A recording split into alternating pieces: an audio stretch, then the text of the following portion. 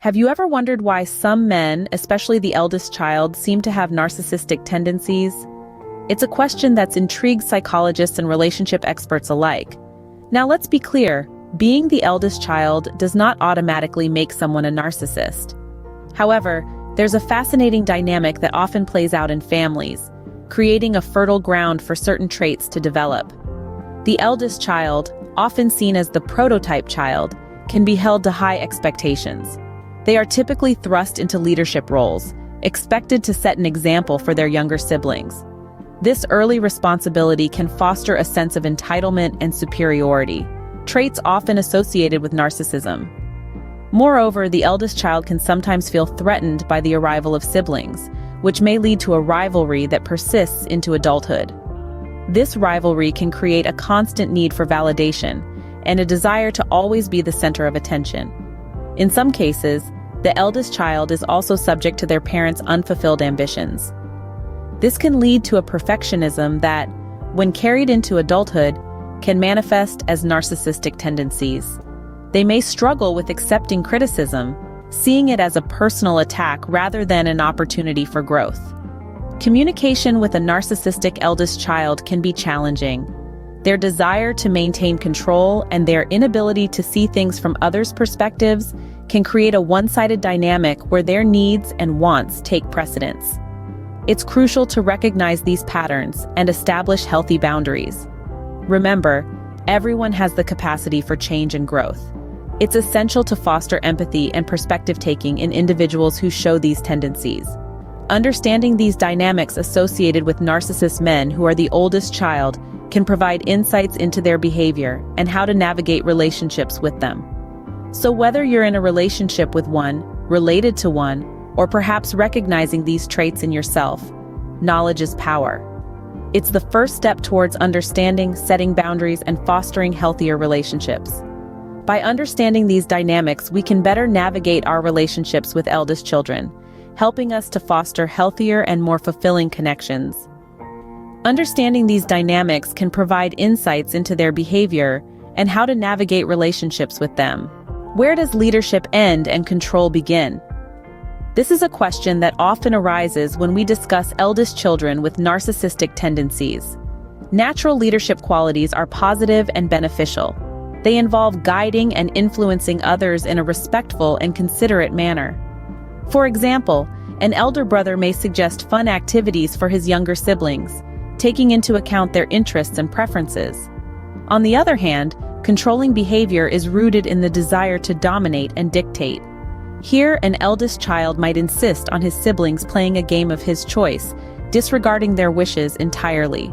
In adulthood, these traits can translate into how the eldest child navigates relationships. The natural leader respects his partner's autonomy and encourages open dialogue. The controller, however, may try to dictate his partner's actions and decisions, often under the guise of knowing better. Recognizing the difference between leadership and control can help you understand the dynamics at play in your relationship. How does the sibling dynamic influence a man's behavior in relationships? As the eldest child, a man may often find himself in a position of authority over his siblings. This natural leadership role can be nurturing and beneficial, but it can also become a breeding ground for rivalry and competition. Sibling relationships provide a rich canvas for the eldest child to learn about negotiation, compromise, and empathy. However, in cases where rivalry overshadows mutual respect and understanding, these lessons might be skewed. A man who grew up constantly competing with his siblings may carry this competitive streak into his adult relationships, often leading to power struggles and conflicts. Furthermore, the pressure to uphold the eldest child image might lead to an overwhelming desire to always be right, further fueling relationship issues. It's these early experiences that can shape a man's approach to relationships in adulthood. Understanding these family dynamics can provide valuable insight into your partner's behavior. How do parental expectations shape the eldest child? This question opens the door to understanding the dynamic between expectations and perfectionism in the life of an eldest child. It's not uncommon for parents to place high expectations on their firstborn.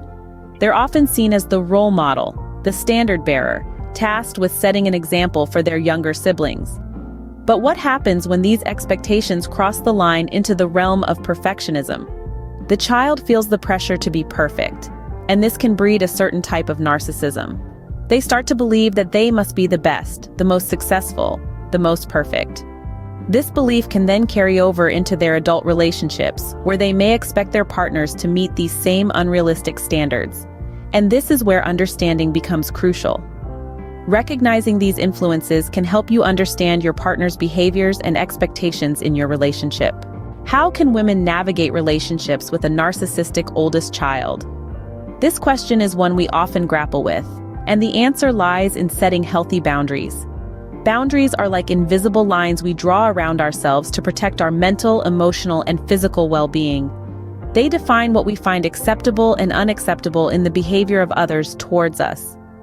In a relationship with a narcissistic oldest child, establishing and maintaining these boundaries becomes crucial. So how do we set these boundaries? First, it's important to recognize your feelings and needs. If something doesn't feel right, it probably isn't. Trust your instincts and honor your feelings. They are your internal compass, guiding you to what is acceptable and what is not. Next, clearly communicate your boundaries. It's not enough to just know what your boundaries are, you need to articulate them. Remember, you cannot control the other person's reactions or behavior, but you can control how you respond. Be assertive, not aggressive, and stand firm in your convictions. However, setting boundaries is just the first part. The real challenge lies in upholding them, especially when they are constantly being tested or violated. This is where self-care comes in. Prioritize your well-being. If a boundary has been crossed, take a step back and reassess the situation. It's okay to take time for yourself, to heal, and to regain your strength. But what if the boundaries are continuously disrespected? Well, it's important to understand that you have the right to remove yourself from unhealthy situations. You are not obligated to stay in a relationship where your boundaries are consistently ignored or violated. It's also essential to seek support when needed. Reach out to trusted friends, family, or professionals who can provide guidance and comfort. Remember, you are not alone in this journey. Lastly, practice patience and compassion with yourself. Setting and maintaining boundaries is a process, not a one-time event. It requires practice, perseverance, and a lot of self-love. Setting healthy boundaries is key to protecting your well-being in these relationships. It's a journey of self-discovery, self-respect, and ultimately, self-empowerment. What are the early signs of narcissistic behaviors in eldest children? This is a question many of us have pondered. It's important to note that not all eldest children display narcissistic tendencies, but there are certain behaviors to watch for. One of the most telling signs is a constant need for validation and approval. This can manifest as an excessive desire to be the center of attention or an obsession with status and achievements. They may also exhibit a lack of empathy or struggle to understand others' perspectives, often prioritizing their own feelings and needs over others. Another sign is a tendency to belittle or criticize others to elevate themselves. They may also display controlling behaviors, insisting on having things their way or becoming upset when they are not in charge. These behaviors, if left unchecked, can carry over into adulthood, affecting their relationships and interactions with others. Knowing these warning signs can help you identify potential issues early in your relationship. How can women maintain their emotional health in relationships with narcissists who are the oldest child? It's a question that resonates deeply, as it touches on the essence of self-preservation and emotional resilience. The journey towards self-care and well-being is both personal and profound. It's about embracing the power to prioritize your emotional health and fostering a sense of self-love that's unshakable, even in the face of challenging relationships. In navigating relationships with narcissistic men who are the oldest child, it's crucial to remember that your emotional health is paramount. It's the bedrock that supports every other aspect of your life. So how do you foster this emotional wellness? The first step is to practice self-awareness. Take the time to recognize your feelings and emotions.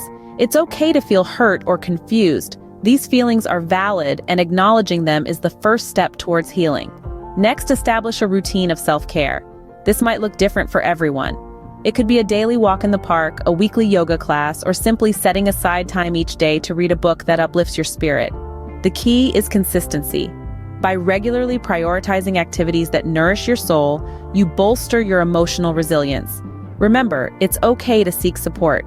Reach out to trusted friends or family members, join a support group, or consider seeking professional help. There's strength in vulnerability, and there's power in shared experiences. Also, learn to set boundaries. It's okay to say no, to step back, to prioritize your needs. Setting boundaries is a form of self-respect, a declaration that your emotional health matters. Finally, cultivate an attitude of self-compassion. Be kind to yourself. Understand that it's okay to make mistakes, to have bad days, to be imperfect. Self-compassion is a powerful antidote to the critical voices that can so often echo in our minds. In the journey of self-care and well-being, remember that your path is uniquely your own. It's a journey of growth, of understanding, of self-love, and in this journey, you're not alone. Remember, your well-being should always be your priority. Stay strong and take care of yourself.